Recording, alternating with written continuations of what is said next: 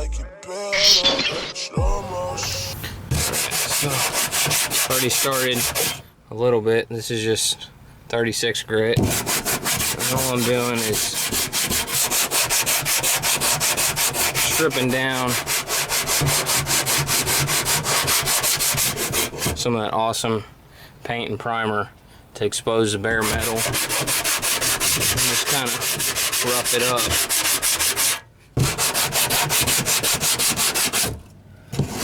And what that does is it gives the epoxy or the glue something to kind of bite into, so it will bond better.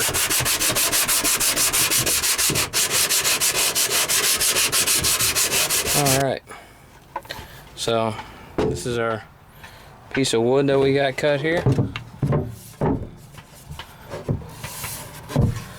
So it's gonna go up in there, something like that. And we'll prep that all up. I don't really have to do anything to the wood because it's already a porous surface, so it'll already take any kind of glue or epoxy we want to put on it.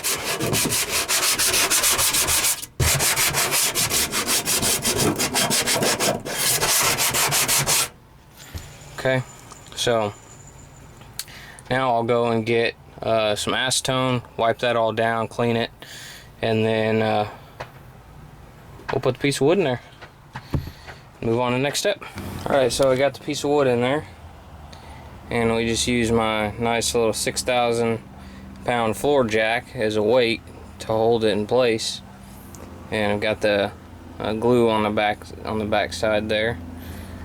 So we'll let that sit overnight, and hopefully tomorrow it'll be all cured up, and then we can go ahead and mount the amp and finish up the rest of the wiring. So that's where we're at right now. Alright, so this is a 2009 GMC Sierra.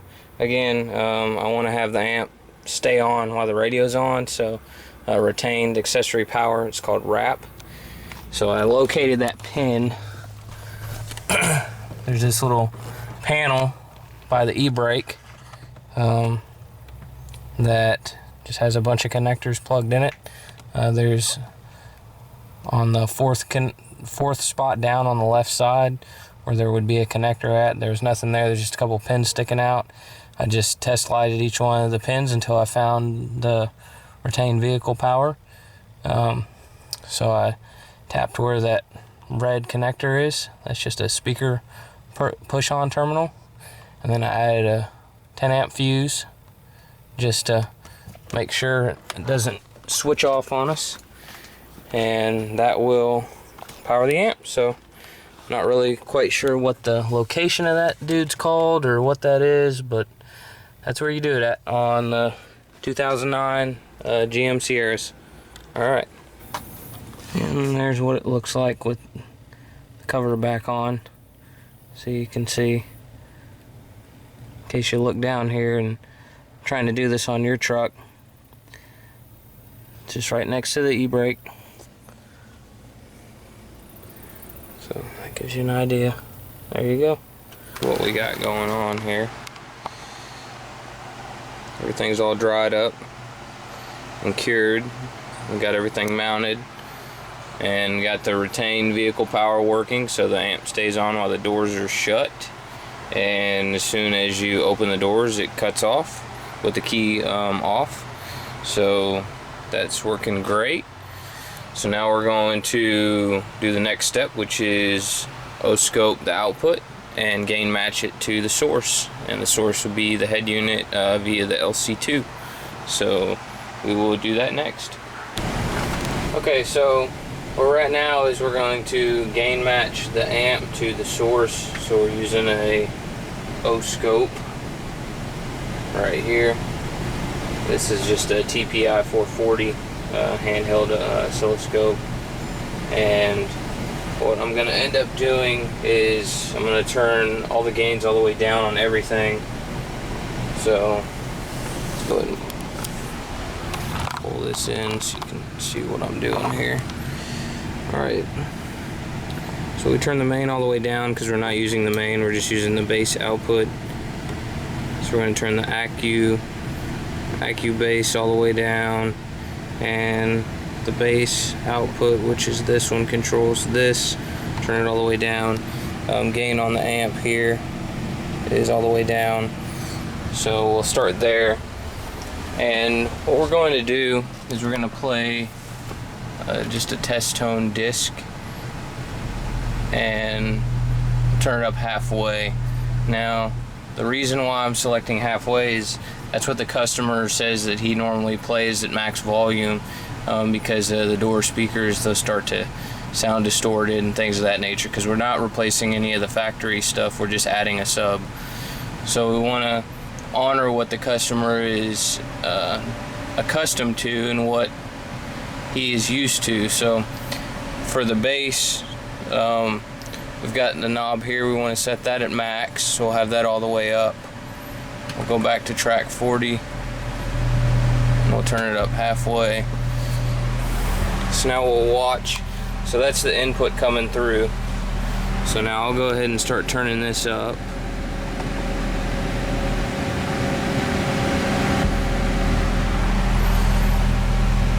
So now we're at about 2.5 volts, which is a good clean wave too. Go ahead and turn the ACU base up a little bit and make sure everything remains good. We'll go up halfway with it. Wave still looks good. So we're good there.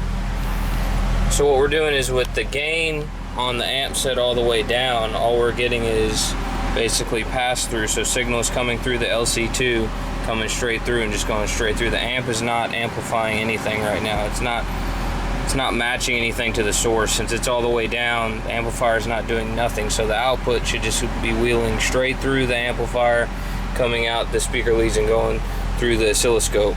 And that's what we're seeing. So now we'll go ahead and set the amp up real quick before the battery goes dead on us.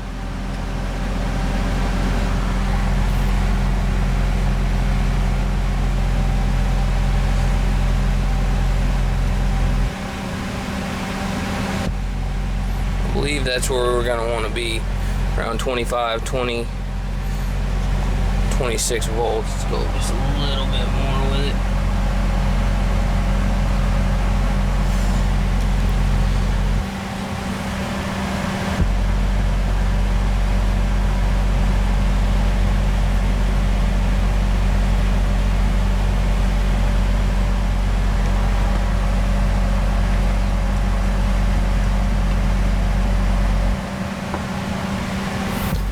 Should be it. About 28 or so. The wave's just barely starting to roll off and start to get clipped. So let's just track back real quick, make sure it's still good at 40 hertz.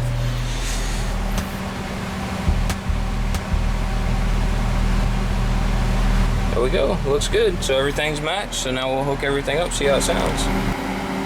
Alright, so we got the truck all finished up. Let's take a look at it.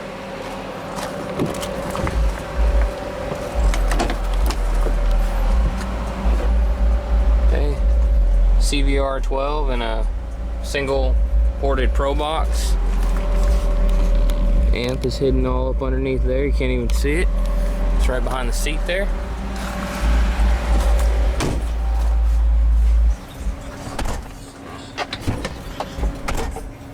Alright, we got XM going here.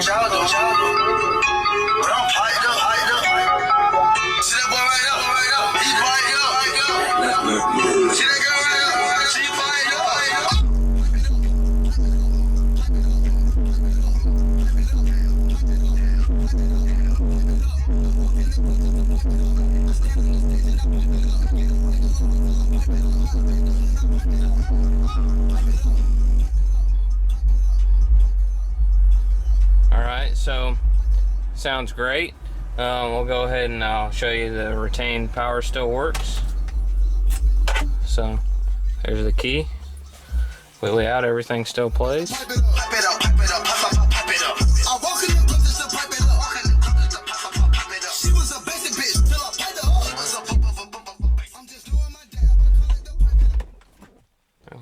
open the door, and everything shuts off like normal. So